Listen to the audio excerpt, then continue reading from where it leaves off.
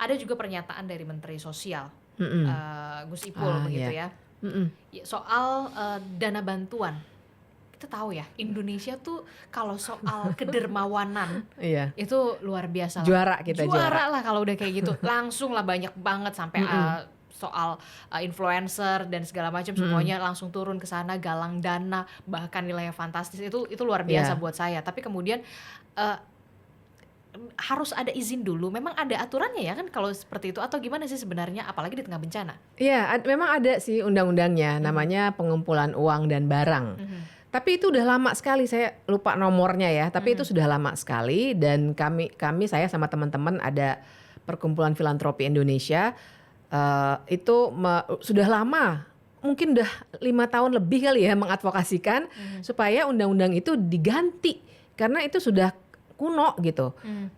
Maksudnya bukan sekedar kuno ya, tapi sudah tidak relevan dengan situasi saat ini. Undang-undangnya adalah nomor 9 tahun 1961 tentang pengumpulan uang dan juga 61 ya. 61 Gus Ipul. Iya, jadi memang ada, dan tapi sebenarnya tujuannya baik ya. Maksudnya supaya kan kita tahu ya, dulu tuh ada kasus ACT ya, yang dia ngumpulin uang terus dikorupsi, dibeliin mobil, rumah segala macam. Sebenarnya baik ya soal Tujuan itu ya, aturan itu. Betul, tapi kan ada 2 hal menurut saya. Pertama, di lapangan jangan dipersulit. Karena nyatanya, saya cerita pengalaman nih, saya kan juga di boardnya Indonesia Corruption Watch. Saya tahu bahwa lembaga seperti ICW, kemudian LBH Jakarta juga punya Simpul namanya ya, yang ngumpulin uang dari, karena mereka mau mandiri, masa tergantung terus sama donor, tadi bilang antek asing lagi. Jadi ngumpulin dana publik gitu, tapi ngurus surat izinnya itu harus per 3 bulan, itu satu. Kemudian begitu rumit prosesnya, jadi harus yayasan, harus ini, harus ada izin segala macam sebelum ke Mensos nih, harus ada izin-izin lain dulu, dan kemudian prosesnya lama sekali sehingga kadang-kadang izinnya keluar setelah 3 bulannya mau habis. Sehingga lama-lama beberapa teman udah deh, kita give up aja deh, nggak usah ngumpulin uang dari konstituen gitu. Akhirnya kan banyak kesulitan gitu. Nah jadi di lapangan itu sangat tidak sederhana, bahkan sangat menyulitkan. Birokrasinya berbelit-belit. Birokrasinya di Kemensos ya, karena memang itu kerjaannya Kemensos. Terus kemudian yang kedua, jadi yang ingin kami dorong kan harusnya pemerintah itu memfasilitasi, karena memberikan sebagian uang kita kan hak. Kayak Mbak Disi sama saya yakin Mbak Disi juga pasti sedikit banyak nyumbang lah ya. Karena kita tergerak kan, rasa kemanusiaan soalnya. Saya tuh baca ada yang nyumbangnya cuma 10.000, 20.000, tapi bukan itu sebenarnya bukan nominal. Karena hak kita, karena kita lagi terguncang kemanusiaannya. Jadi karena itu adalah hak bagi si korban maupun pemberi dana yang kemanusiaannya terguncang, itu harusnya kan pemerintah memfasilitasi, bukannya nyusahin gitu loh. Jadi kami mau dorong sebenarnya, kenapa nggak moratorium dulu aja sih? Maksudnya diberhentikan sementara tuh prosedur yang menyebalkan itu. Dan satu catatan lagi juga supaya kita nggak salah kaprah, para influencer itu banyak yang sebenarnya mereka nggak ngumpulin sendiri uangnya. Iya. Tapi mereka melalui platform juga. Nah, jadi mereka tuh hitungannya campaigner. Ferry Irwandi, Najwa Shihab lewat Save the Children, terus Zaskia, banyak sekali ya. Pras, Teguh, segala macam. Menurut saya sih mereka keren lah gitu. Mereka campaigner, tapi duitnya masuknya ke ya Kita Bisa, ada Dompet Duafa, ada Save the Children. Jadi sebenarnya tidak melanggar hukum, tapi di luar itu semua, saya tahu banyak juga yang mengumpulkan, bukan influencer tapi berusaha juga karena pengen bantu aja. Kita tuh World Giving Index ranking 1 terus loh, udah bertahun-tahun. Karena kita ini orangnya sangat-sangat dermawan ya. Dermawan gitu.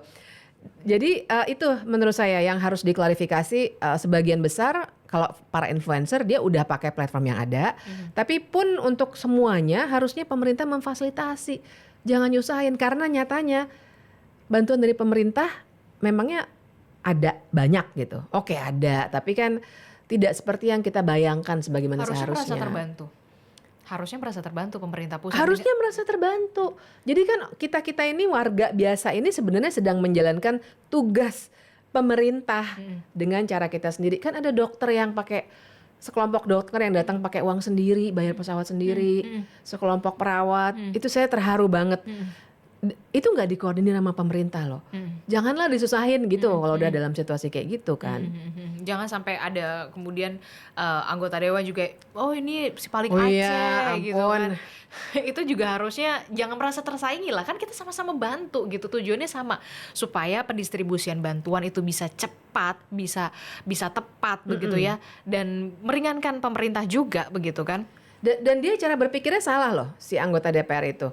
Karena kan kita harus membedakan antara kita nih warga negara rakyat jelata ini yang pingin bantu. Kalau mereka kan pejabat publik, mereka punya wewenang. Harusnya cara mereka membantu bukan gede-gedean duit sumbangan, tapi dengan membuat kebijakan. Jadi salah pikir juga menurut saya, sesat pikir tuh cara berpikir kayak gitu.